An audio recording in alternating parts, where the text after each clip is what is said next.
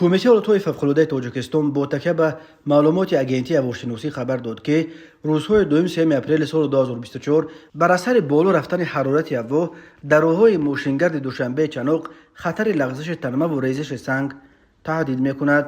در همین ارتباط کمیته یک بار دیگر از ساکنان و میهمانان خواهش میکند که در این روزها از سفرهای بی ضرورت به منطقه هایی که احتمال لغزش تنمه و ریزش سنگ وجود دارد خودداری نمایند.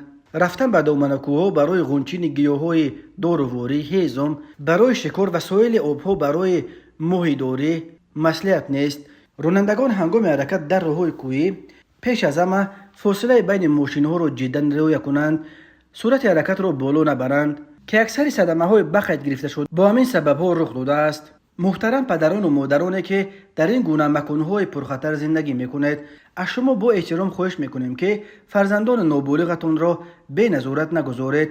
هر قدم آنها را زیر نظارت داشته باشید. اگر فرزندانتان را به مکتب یا به جای دیگر فرستاده اید، حتما آنها را درباره خطرهای احتمالی در جریان گذارید. درباره خطرهای تنمه و ریزش سنگ صحبت کنید و به آنها فهمانید که اگر به این گونه حادثه روبرو شوند باید چه کار کنند.